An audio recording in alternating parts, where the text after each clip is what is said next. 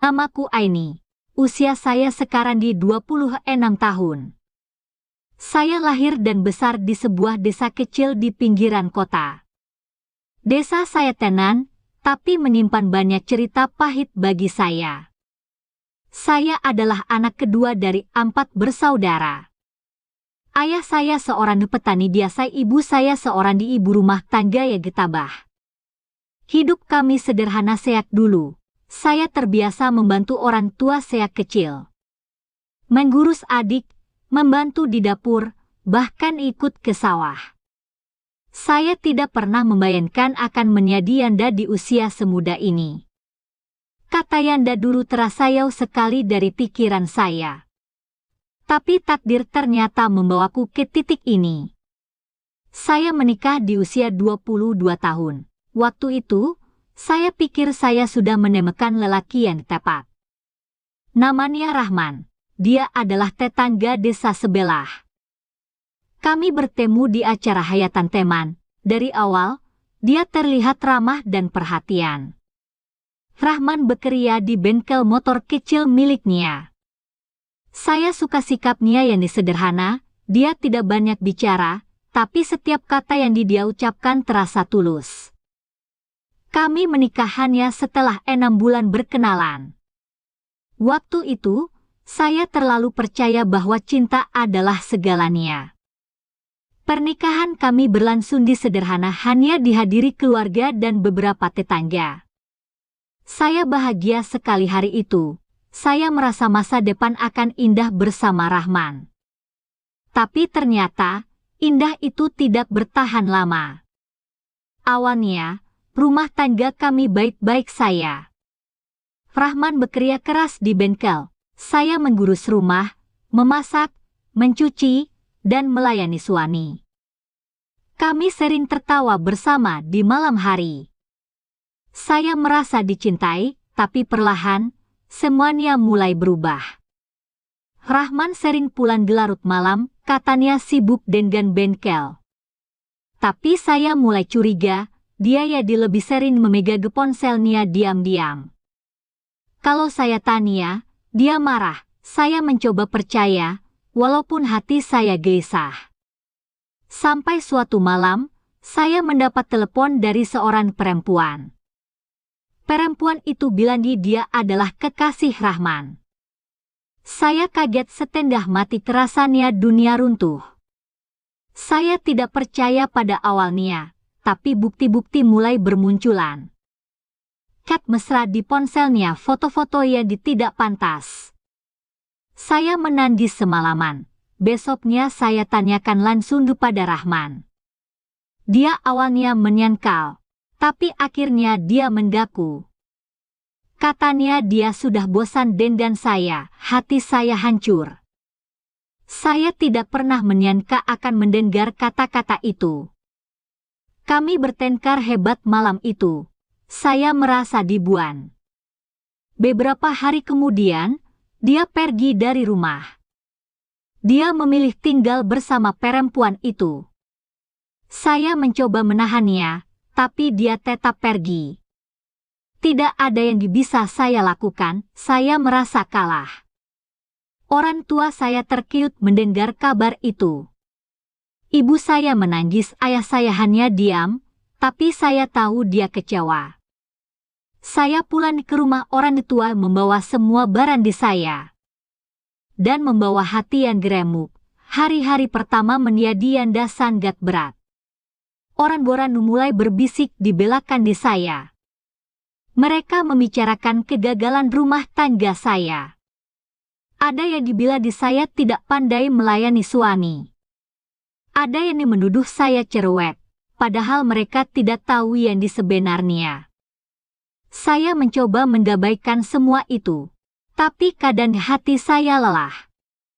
Menjadi Yanda di desa kecil bukan halaman mudah.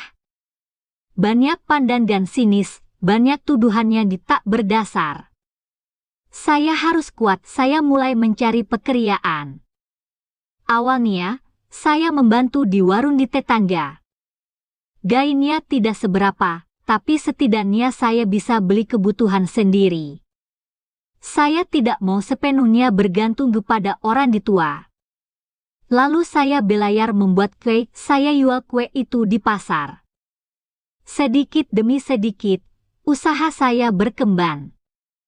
Saya mulai bangkit, saya belayar menerima kenyataan. Saya belayar mencintai diri sendiri lagi. Kadang, malam-malam saya masih menangis. Tapi pagi harinya saya memaksa diri tersenyum. Saya tidak mau terlihat lemah, hidup harus berjalan. Saya masih muda, masih banyak impian yang ingin saya wujudkan. Saya ingin membuktikan bahwa Yanda bukan berarti gagal selamanya. Saya mulai menabung, saya ingin punya toko kue sendiri.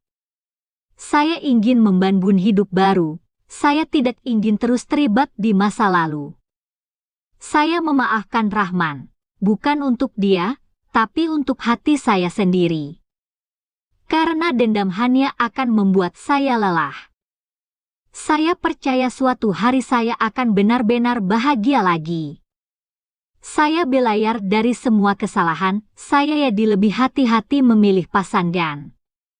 Saya tidak mau lagi terburu-buru menikah. Kalau nanti menikah lagi, harus dengan orang dia benar-benar tulus. Yang tidak hanya cinta di awal saya yang mau beriwan bersama. Untuk saat ini, saya fokus pada hidup saya. Saya ingin membahagiakan orang tua saya. Saya ingin melihat mereka tersenyum karena mereka sudah terlalu sering melihat saya menangis. Saya juga mulai memperluas pergaulan, berteman dengan orang-orang baru. Mengikuti kegiatan desa, menggayar anak-anak menggai di musola.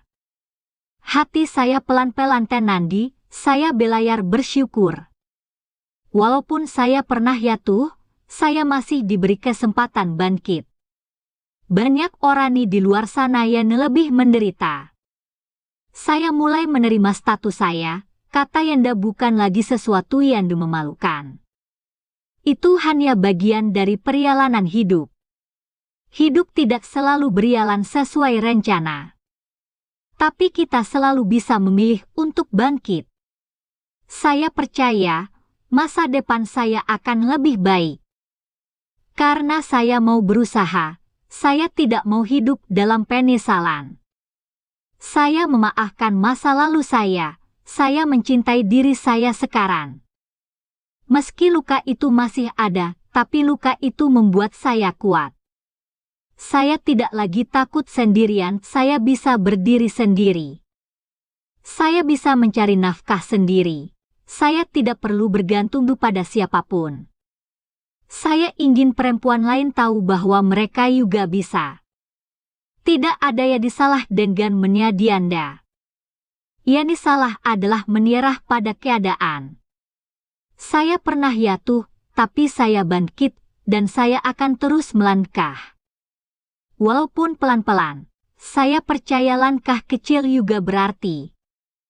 Kadang saya masih teringat masa lalu, tapi sekarang rasanya tidak lagi sakit seperti dulu. Saya hanya tersenyum mengingatnya, karena saya tahu saya sudah melewati itu semua. Saya pernah mencintai seseorang sepenuh hati. Tapi saya juga belayar melepas bukan berarti kalah. Melepas adalah bentuk keberanian, saya bangga pada diri saya. Karena saya berani memulai lagi dari nol. Hidup saya sekarang lebih tenang, saya punya waktu untuk diri sendiri. Saya bisa mengejar mimpi saya tanpa hambatan. Saya bebas menentukan arah hidup saya bebas menjadi diri saya. Saya tidak lagi takut menghadapi dunia. Karena saya sudah pernah melewati badai. Dan saya tetap berdiri, saya percaya, semua yang terjadi pasti ada hikmahnya. Mungkin ini cara Tuhan melindungi saya. Mungkin kalau saya tetap bersama Rahman, hidup saya akan lebih sengsara. Jadi saya memilih bersyukur, saya memilih melihat sisi baiknya. Saya memilih untuk terus melangkah, Saya memilih untuk bahagia. Bahagia dengan cara saya sendiri. Bahagia tanpa bergantung kepada orang lain. Hidup saya mungkin tidak sempurna, tapi saya menikmatinya.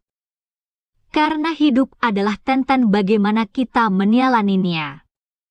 Bukan tentang siapa yang ada di sisi kita. Saya tidak menutup hati jika suatu saat ada yang didatangi dengan tulus, saya akan mempertimbangkan. Tapi saya tidak terburu-buru. Saya ingin memastikan hati saya siap.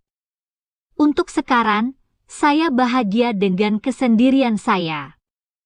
Kesendirian yang didamai, kesendirian yang membuat saya mengenal diri saya lebih dalam. Saya sekarang tahu apa yang saya mau. Saya tahu apa yang saya butuhkan. Saya tahu batas saya tahu harga diri saya. Saya tidak akan membiarkan siapapun merendahkan saya lagi.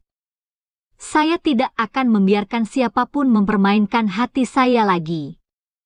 Saya akan menjaga hati saya sebaik mungkin. Karena hati saya berharga sama seperti hidup saya yang berharga. Dan saya berhak bahagia, saya berhak mencintai lagi suatu hari nanti. Tapi yang paling penting, saya berhak mencintai diri saya sendiri sekarang.